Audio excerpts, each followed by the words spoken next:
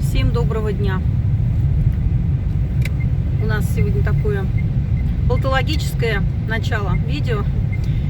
И буду снимать наш городок, пока мы едем. У нас выпал снег, но он тут же тает. И вот, в общем, кажется, такая на дорогах небольшая. Сегодня у меня такая тема деликатная и не очень приятная. Встал вопрос о том, надо ли мне вот снимать Егора и показывать его в видео. Как мне в опеке сказали, что вас же Егор не хочет, вот, чтобы вы его снимали. Я, конечно, объяснила всю ситуацию. Я не знаю, насколько меня там поняли. Вот. Но хочу и, наверное, на будущее еще объяснить. Егор очень любит, чтобы его снимали на камеру. Он потом смотрит эти видики там, где он. И вот когда, если попадаются ролики там, где он кричит, он вместе со мной разбирает, почему он там кричал и зачем. И он прекрасно понимает, что вот эти крики его, как сказать, ну, концерт для мамы. То есть вот сейчас он уже подошел к тому возрасту, ему будет 9 лет в декабре у нас. Он уже отчетливо это все понимает, потому что я ему, честно скажу, предложила: Егор, давай ты в школе также будешь себя вести, и как только мне на тебя пожалуются, я тебе куплю шоколадку. В общем, если бы он действительно был уж совсем простачком, он бы что сделал-то? Ну, он бы заработал эту шоколадку, да? Нет. Он сказал: нет. Все подумают, что я ненормальный. То есть у него соображалка-то работает. Для него общественное мнение, оно очень много значит. И мнение его ровесников, и мнение учителя. Вот. Я своих детей всех, и старших, и младших, воспитываю в уважении к учителю. Мы с Сергеем Витальевичем никогда не позволяем обсуждать личность учителя или какие-то моменты в присутствии детей. У нас всегда непререкаемый авторитет учителя. Вот. Когда дети подрастают, становятся уже постарше, у нас у Миши сколько было вот конфликтов, я его тоже так же учила, что у тебя есть свое мнение, ты его можешь отстаивать, но главный на уроке учитель, и ты должен выполнять требования учителя. И если хочешь, оставайся при своем мнении, но учителя нужно уважать, даже если он по-твоему как бы не прав. Но это я немножечко отошла от темы. Это вопрос к тому, нужно ли снимать Егора. Есть еще вторая сторона. У нас, как вы знаете, семья непростая, у нас 2 приемных детей. И вот я сейчас смотрю на такую ситуацию, что есть процент увеличения сдачи детей обратно в детские дома. Возвращают и усыновленных детей, причем не то, что их изымают, да, из приемных семей, а сами родители приемные возвращают детей и усыновленных, и просто взятых под опеку. Очень большой процент это делают родственники, тети, дяди, бабушки. Ну, бабушки, понятно, пока был ребенок маленький, бабушкам там было, может быть, около 50, может быть, чуть больше, может и меньше, да, вот так. Они их брали, они с ними справлялись. Когда становится подростком, у бабушки сил нет справляться. Они все подростки ценят и уважают своих родственников. И в силу воспитания, и в силу характера, ну, много всяких причин. Вот. И если дети, рожденные от родителей алкоголиков, это я, грубо скажу, да.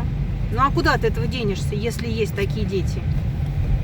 Извините, от осинки апельсинки не растут. Есть процент того, что ребенок будет вести себя, ну, как все мы говорим, плохо, да? Будет вести себя не так, как хочется взрослому. Вот это будет правильно, надо сказать. И вот в свете этих событий мы поэтому и показываем иногда, как и Егор, и Снежана себя ведут. И мне тоже вот сказали, что вот вы там ехали, говорили, а теперь и Вася стала себя плохо вести, и дурной пример заразителен. Ну, вообще, это моя любимая присказка, что дурной пример заразителен. Я люблю еще говорить, что там дурная голова ногам покоя не дает. И это не все, не в прямом значении этого, что вот Егор и Снежана – это дурной пример для моей Василисы. Ни в коем случае нет. Василиса моя тоже может дать жару и стать заводилой. И сподвигнуть Егора и Снежану на то, чтобы они хулиганили. Она тоже хулиганка. Все они. Каждый своего стоит. Вот. Поэтому вот расценивать мои слова в таком прямом смысле, это будет неправильно. Да, дурной пример заразителя.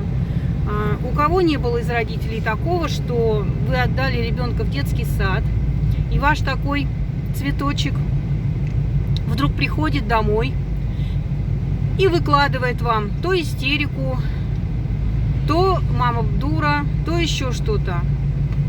Мы тоже через это проходили. У меня это было с Никитой.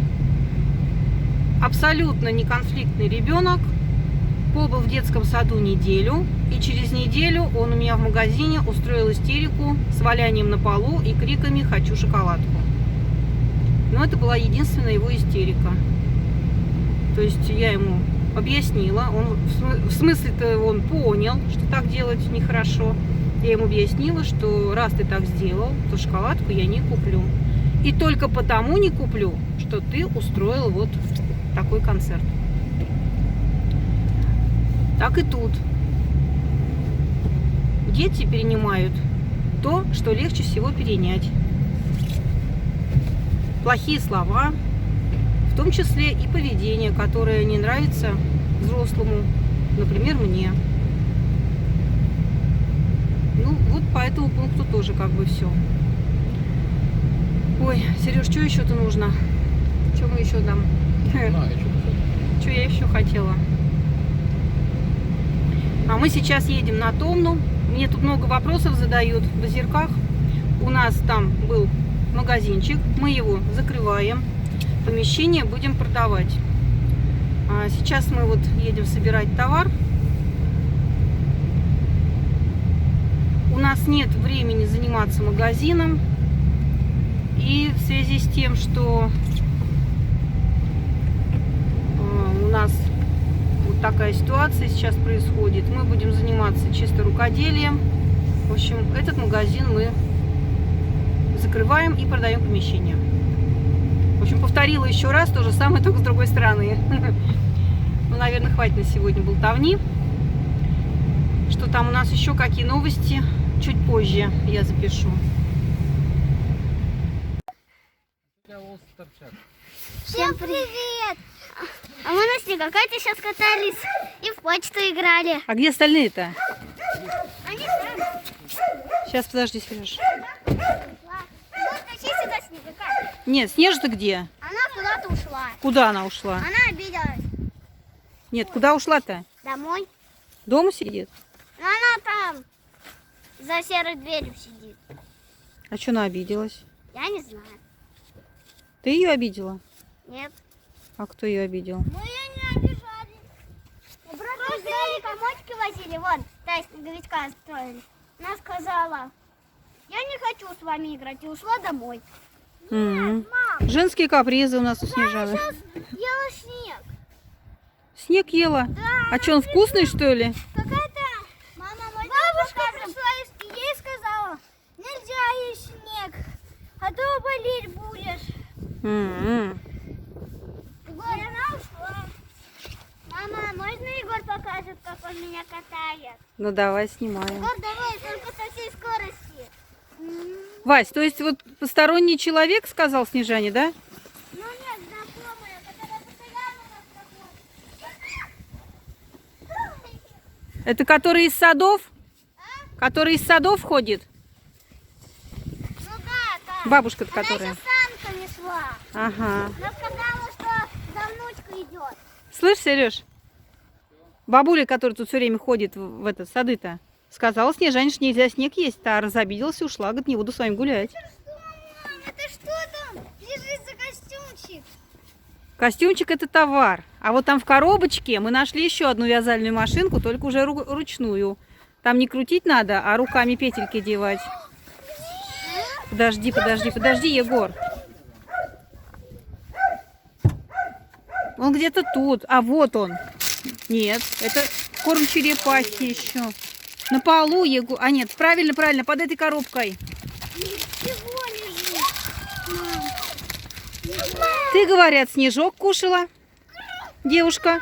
Врут все, да, Снежан? Врут, да? Эх, люди злые какие. Да, только она не такая, как та. Не надо ее крутить. Вот. Да. В общем, это полезные ископаемые. Что у меня спиной повернулись? А есть что-нибудь? Цена этому полезному ископаемому 150 есть рублей. Что-нибудь вкусненькое? Есть. А можно? Но не на улице. Сейчас пообедаем, а потом вкусненькое будет. Ну что вы купили? Егору ничего не купили, это из магазина. Это Егору ветровка. У дома гулять. Вот. А вот это, мам, колготки? Где? А это колготки белые, да. Тебе, наверное, Ваське будут малые. И черепахи корм. Как черепаху зовут? У меня колготок, кстати, нет. Как черепаху зовут? Так. Кеша. Еще один вопрос на засыпку. Снежана Сергеевна, где у тебя шарфик? Нигде. Ну-ка, бегом за шарфиком. Дома забыла. Давай бегом. Сделай, мам. Ну-ка, так, не, лопату обратно. Снега еще мало, горка не получится. Забери домой. Сейчас. Так, Снежана за шарфиком.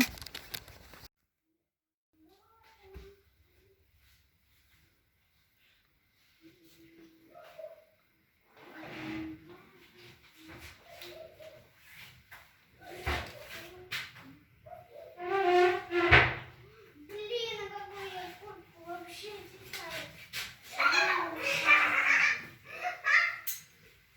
Снежка, ты что-то пела там?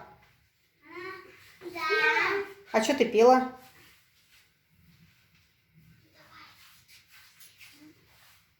Носят на куски, и все горит огнем. А ты меня прости, а я тебя потом. Так близко что-то.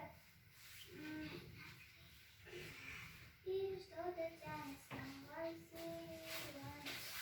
Если смогла бы Ну вот. Я хотела тайком снять.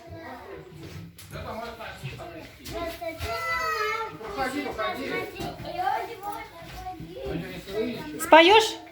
А вы что глядя взглядами? Сереж, я снимаю Снежанку.